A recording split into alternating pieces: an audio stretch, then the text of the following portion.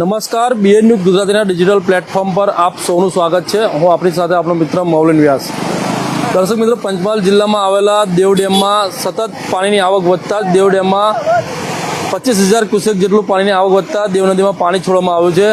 ત્યારે વાઘોડિયામાંથી પસાર થતી દેવ નદીના વેજલપુર બ્રિજ ઉપર છે અમે, અને જે પ્રકારે અહીંયા હાલ દ્રશ્યમાં જોવો છો કે દેવ નદીમાં બે કાંઠે પાણી વહી રહ્યું છે.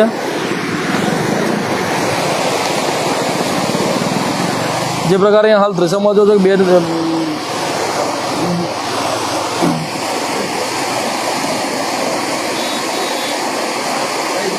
બે કાંઠે નદી વહી રહી છે. જે પ્રકારે આપણે અહીંયા દ્રશ્યમાં જો કે વાઘોડિયાના જે ગામના લોકો છે તે હાલ દેવ નદીમાં પાણી છોડવામાં તે અહીંયા હાલ જોવા માટે આવી રહ્યા છે.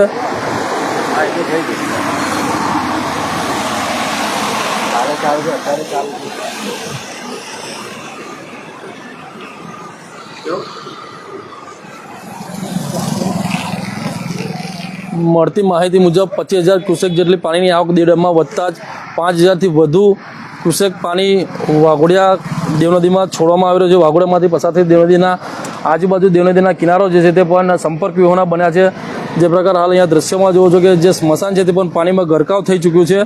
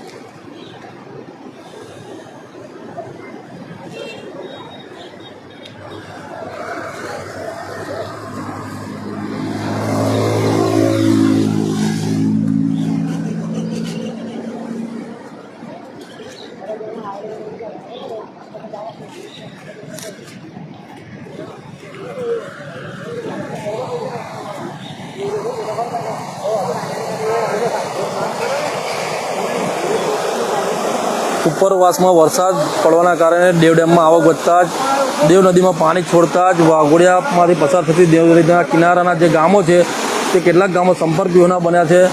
ત્યારે દેવ નદીના કિનારાના ગામોને બીએન ન્યૂઝ ગુજરાતી પણ અપીલ કરી રહ્યું છે કે ઘરમાં રહો, બહાર ના નીકળો અને સાવચેત રહો, કારણ કે દેવ ડેમમાંથી સતત પાણી છોડવામાં આવી રહ્યું છે. કારણ કે દેવ ડેમમાં પાણીની આવક સતત વધી રહી છે, તેના કારણે દેવ ડેમમાં પાણી છોડવામાં આવી રહ્યું છે.